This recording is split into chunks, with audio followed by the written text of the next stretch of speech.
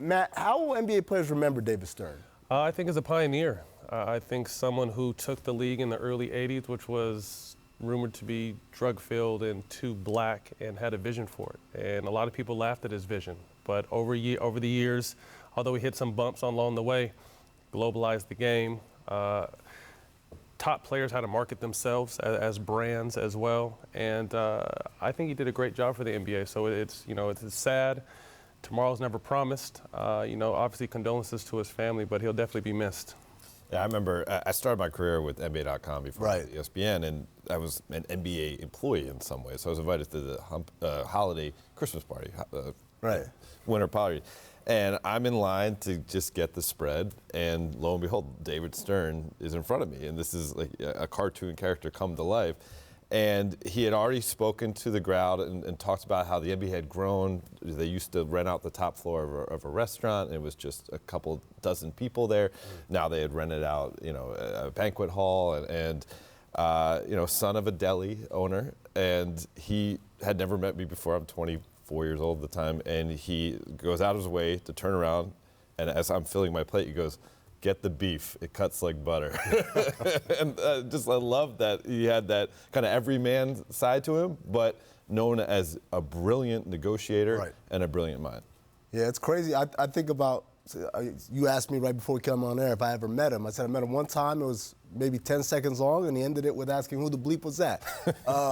But, Matt, I want to know, you probably had more dealings than I did. Yeah, he took a lot of my money. That kind of happened. But, a few handshakes here and there. The one time we did have a conversation, I think, was going into my final year with Sacramento when he came to Sacramento to see the new arena and everything. And he walked by and patted me on the back and said, "The bad guy always finds a job," in air quotes. And then he said, he just told me, I love your heart. Good luck this season. So, like I said, someone that was what was best for the league. And what I appreciate about the most, because I'm similar in that way, don't sugarcoat anything. Like I said, you may not like what I'm going to tell you, but you're going to respect it because I'm always going to give it to you real, and that's how David Stern gave it to you. I want to ask you, because you covered the lockout a little bit, and that was a time where there was a lot of contentiousness between Stern and the media. I was talking to my buddy Ethan Strauss, and he felt like a lot of it was Stern wanted you to come back at him. He was doing that to see if you were going to try and challenge him back, and that's what he relished. Did you ever have those kind of exchanges with him? Yeah, I mean, certainly.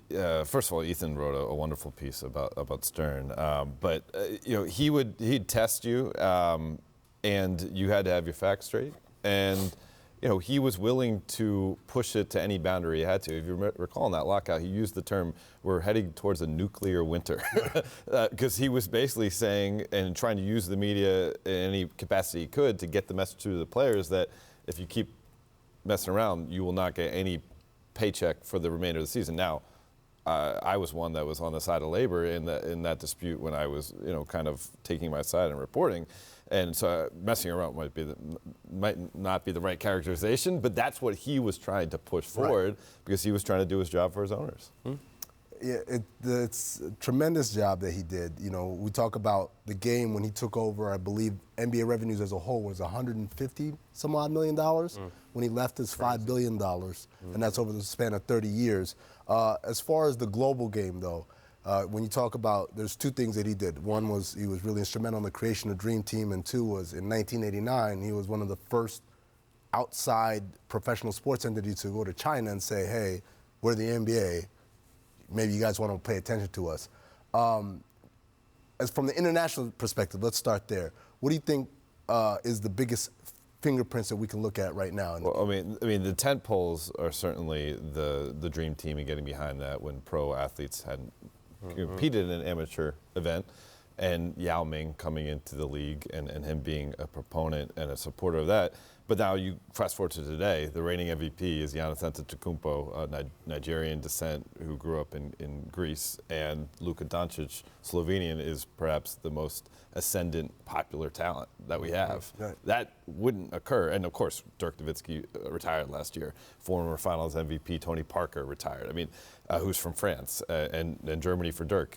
All of this talent has made the league a better place, and it's made the league more profitable. I completely agree. The other thing I was really touched by when I looked through, a lot of people posted on their Instagram accounts and Twitter accounts, "Hey, rest in peace, you did great things for the game." But I thought LeBron and your old buddy Jason Richardson, they both had something different, which was David Stern represented, that's my dream. I want to go up on that stage and shake his hand. And, when I saw that, it was kind of a different kind of tribute to him, in that it was more than just, hey, David Stern, the guy that made the NBA what it is today, but, more so of like, he's a symbol of, not the finish line, but like, I made it. Right. No, and I heard a lot of guys speak to him as a father figure as well. You know what I mean? Like I said, he was someone who was always there. Obviously, getting your name called in the lottery and shaking his hand is kind of like a, yeah, I made it. You know what I mean? Now there's a lot of work to do. So, I mean, I know a lot of people resonated and could appreciate that. But like I said, his vision was to grow the game globally. And I think it took some time, but it got there. And he obviously left the game in great hands now with Adam Silver. But I think the growth of the game and now showing kids all around the world that they actually do have a chance to play in the NBA. That's only, driving the fan base up and continuing to drive players' salaries up. So, like I said, a hell of a human. We're definitely going to miss him. And life is short, man. Absolutely.